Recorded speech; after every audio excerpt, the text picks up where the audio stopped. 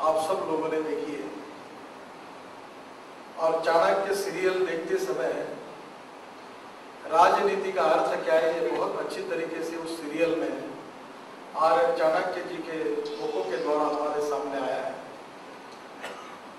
उनका एक वाक्य मैं वैसे ही शब्दों में मुझे याद नहीं है, पर उसका भावार्थ ये था कि समाज में जो कुछ बुरा हो रहा है, बुरा काम करने वाले लोग हैं, उनसे मैं दुखी नहीं हूं, पर जो सज्जन और समझदार लोग हैं, जो समझ सकते हैं, उनकी स्तब्धता से, उनकी शांति से, उनकी निष्क्रियता से मैं व्यथित हूं।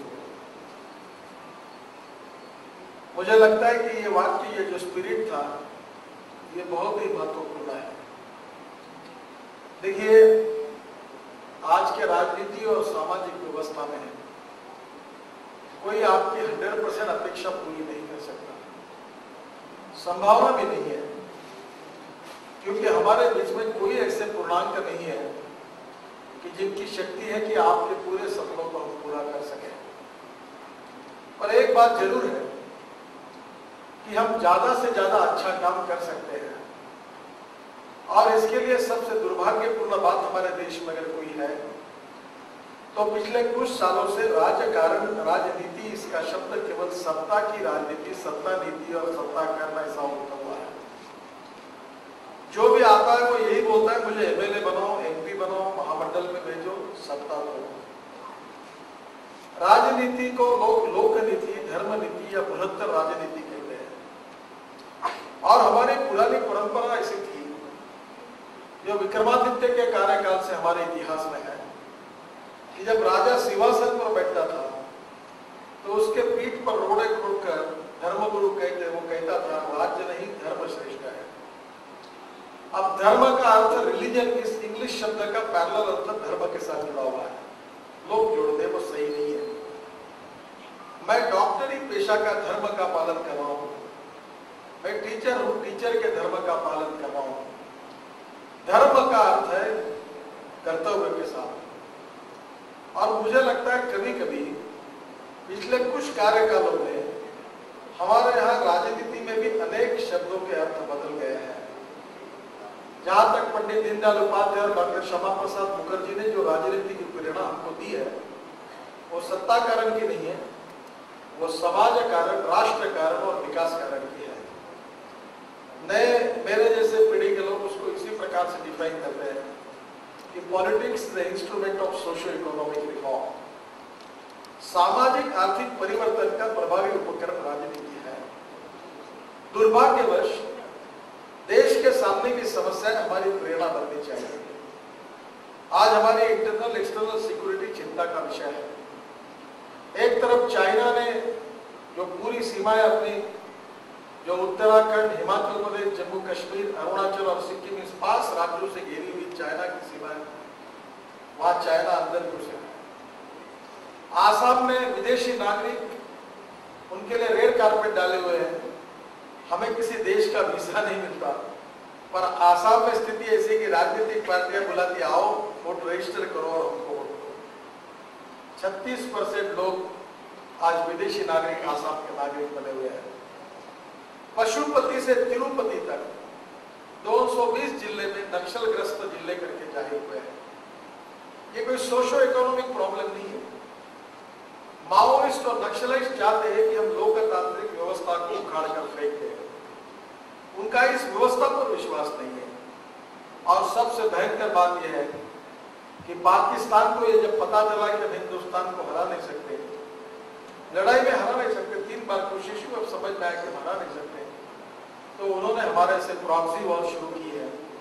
क्रॉस बॉर्डर टेररिज्म के द्वारा आईएसआई, लश्कर-ए-तोयबा, अल-कायदा, इन सब लोगों ने हमारे देश में आतंकवादियों को भेजकर इस देश को सत्यानाश करने की योजना बनाई है।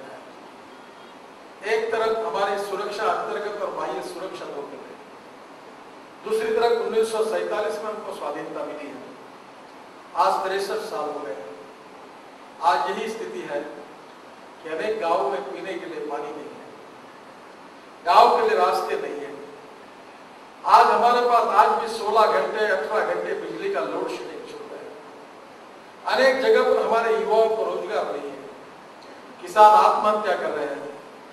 और अगर सरकार की बात अगर मानी जाए तो प्लानिंग कमीशन की जो 5 कमेटी आई थी, तेंदुलकर कमेटी, सेनगुप्ता कमेटी और उसके बाद में सक्सेना कमेटी, वर्ल्ड बैंक और एशियन बैंक में 5 कमेटी आई थी।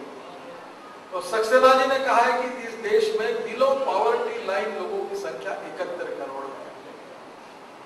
और तेंदुलकर कमेटी और बाकी कमेटी का एवरेज निकालते उन्होंने कहा 41 करोड़ हमारी पॉपुलेशन ये बिलो पॉवर्टी लाइन में है, जिनकी रोज की कमाई 20 रुपए से कम है।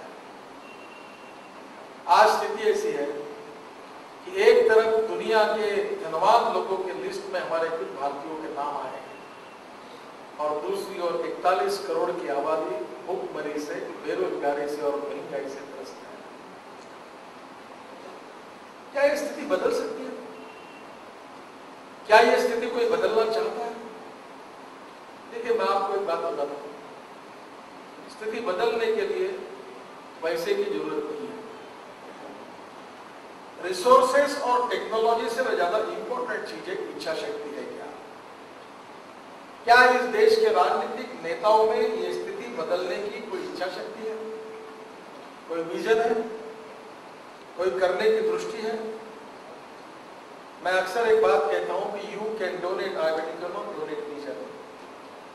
आंखें दान कर सकते हैं तो दृष्टि दान नहीं कर सकते। मैं विश्वास के साथ कहता हूं ये हो सकता है, बदल सकता है। आप कहोगे कि आपके ऊपर क्यों विश्वास रखें?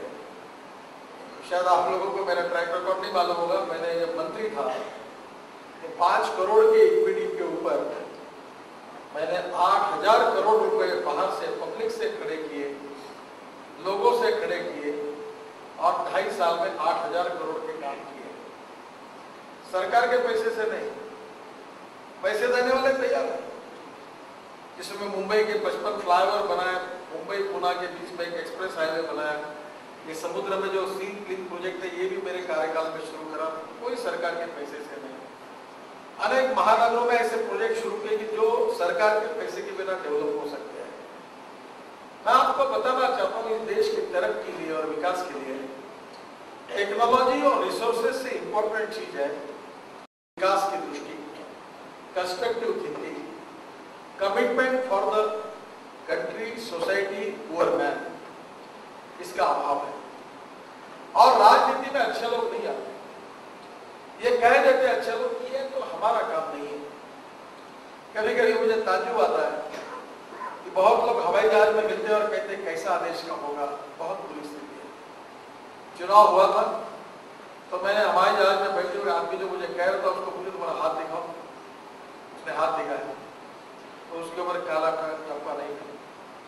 मैंने कहा I am sorry, I don't want to waste my time to discuss with you.